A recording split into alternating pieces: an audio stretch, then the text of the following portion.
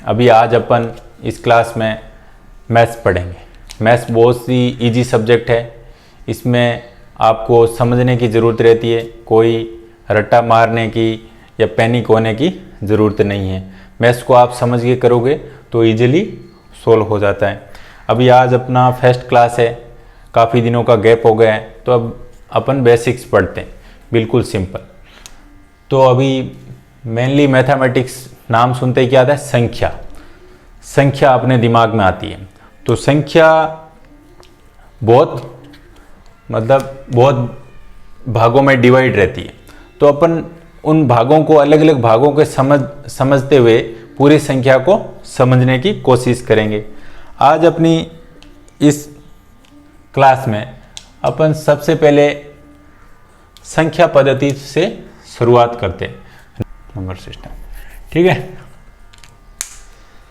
संख्या के बारे में आपने पिछली क्लास में परिमेय संख्या के बारे में बहुत अच्छे से जाना था। ठीक है, अभी उन परिमेय संख्याओं को अपन वापस रिमाइंड करते हैं कि वो संख्याएं थी क्या। ठीक है, सबसे पहले अपन ने पढ़ा था कि प्राकृत संख्याएं। प्राकृत संख्या के बारे में पढ़ा था कि प्राकृत संख्या वो संख्या होती है जो एक से शुरू होके अनंत तक जाती है। 1, 2, 3, 4, ये कौन सी संख्या है? प्राकृत संख्या। इन प्राकृत संख्याओं को अपन n से डिनोट करते हैं, कैपिटल N प्राकृत संख्या। जैसे एग्जाम्पल, अपने प्राकृत संख्या होती है 1, 2, 3, 4, 5, ऐसे करके पूरा लास्ट तक इन्फिनिटी तक जाएगा। ये होगी अपनी प्राकृत संख्याएं। सेकंड वन अपन ने पढ़ा था, इस पहले अपन प्राकृत संख्याओं को संख्या रेखा पे निरूपित करते हैं, तो अभी इसको भी संख्या रेखा पर निरूपित करते हैं। ठीक है, ये अपना 1, 2, 3, 4, 5, 6, 7, 8, 9, 10, 11, ऐसे करके ये एरो आगे तक जाएगा। ये क्या होता है? प्राकृत संख्याएं हो गए। सेकंड वन अपन ने पढ़ा था कि पूर्ण संख्याएं। पूर्ण संख्याएं और प्राकृत संख्या में डिफरेंस क्या है? पूर्ण संख्याओं को मतलब अपन ने जीरो को भी समाहित कर लेंगे। इसको अपन W से डिनोट करते हैं, W। अभी देखो, ये प्राकृत संख्या पूर्ण संख्या, जीरो एक एक्स्ट्रा रहता है, 1 से आगे है ही ये 0, 0, 1, 2, 3, 4, 5, 6, ये ऐसे करके आगे तक जाएगा। ये होगी अपनी पूर्ण संख्याएं। इस पे संख्या रेखा पर कैसे लिखेंगे? ये 0, 1, 2, 3, 4, 5, 6, 7, 8, ऐसे करके ये आगे तक जाएगा। ठीक है, प्राकृत संख्या है, पूर्ण संख्या है। अभी अपन एक और संख्या के बारे में पढ़ें, पूर्णांक संख्याएं। प्राकृत संख्याएं, पूर्ण संख्याएं। अब थर्ड अपन पढ़ेंगे पूर्णांक संख्या। प्राकृत संख्या अपन ने पढ़ लिया, पूर्ण संख्या पढ़ लिया, अभी अपन पूर्णांक संख्याएं पढ़ रहे हैं। पूर्णांक संख्या क्या होती है कि जो अपन संख्या रेखा लिखते हैं ना, संख्या रेखा इधर प्लस भी पूरा जाती है और माइनस में भी पूरा जाती है। इधर अपन 0 से शुरुआत करते हैं, 0, 1, 0, 1, 2, 3, 4, 5, ऐसे करके ये आगे तक जाएगा। इधर अपन -1, -2, -3, -4, -5, ऐसे करके ये माइनस में भी पूरा जाएगा। तो माइनस की सारी संख्याएं, 0 और 1 से आगे सारी संख्या, ये सब क्या होगी? पूर्णांक संख्याएं। तो इसको अपन Z से डिनोट करते हैं, Z लिखते हैं। ठीक है, Z बराबर अपन ऐसे लिख सकते हैं कि -5, -4, -3, -2, -1, 0, 1, 2, 3, 4 ऐसे करके कहते ये अपनी पूर्णांक संख्याएं हो गई। ठीक है, प्राकृत संख्याएं पढ़ा, पूर्ण संख्याएं पढ़ा, पूर्णांक संख्याएं पढ़ा। अभी अपन देखते हैं परिमेय संख्याएं। ठीक है, ठीक है, ये अपनी परिमेय संख्या। अब परिमेय संख्या के बारे में आपने पढ़ा था और दोबारा मैं बता देता हूं आपको कि P/Q में जो परिभाषित रहती हैं, P/Q में परिभाषित,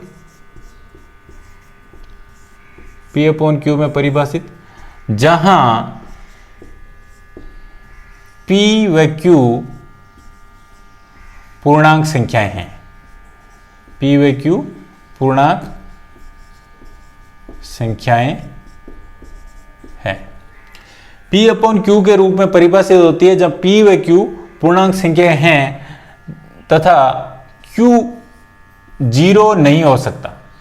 नीचे जो रहता है डिवाइडेशन में वो कभी भी कहीं भी देखोगे आप 0 नहीं रहता, ऐसा अभी तक डिफाइन नहीं है। ठीक है, P/Q के फॉर्मेट में अपन जो लिख सकते हैं वो सब परिमेय संख्याएं होती है।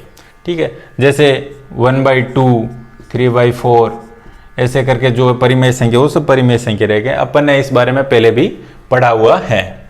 ठीक है, अभी देखो परिमेय संख्या और अपन ने जो पहले पढ़ी थी प्राकृत संख्या, पूर्ण संख्या और पूर्णांक संख्या, वो भी जब किसी जैसे P में Q का पूरा भाग जाए, पूरा भाग जाएगा तो एक पूरा होल नंबर आएगा, कुछ न कुछ नंबर आएगा। तो वो नंबर या तो प्राकृत संख्या होगा या पूर्ण संख्याओं में से होगा या पूर्णांक संख्याओं में से होगा, तो वो इसमें समाहित हो जाती है। तो देखो बच्चों, अपन ने प्राकृत संख्या, पूर्ण संख्या और पूर्णांक संख्या और परिमेय संख्याओं के बारे में पढ़ा। अभी कौन सी संख्या ऐसी है जो अभी भी संख्या रेखा पर अपन ने नोट नहीं किए, जिसमें संख्या रेखा पर अभी पर उनका समावेश नहीं हुआ है? तो वो जो संख्याएं हैं वो सभी अपरिमेय संख्याएं हैं। ठीक है, ये आपके लिए नया रहेगा, अपरिमेय संख्याएं।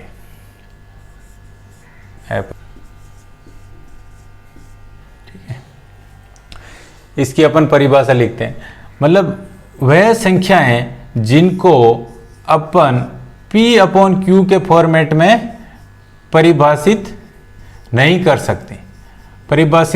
सकते, या के रूप में लिख नहीं सकते, परिभाषित नहीं कर सकते। वो संख्याएं कौन सी संख्याएं हैं? अपरिमेय संख्याएं। तथा P व Q इधर क्या है? पूर्णांक संख्याएं।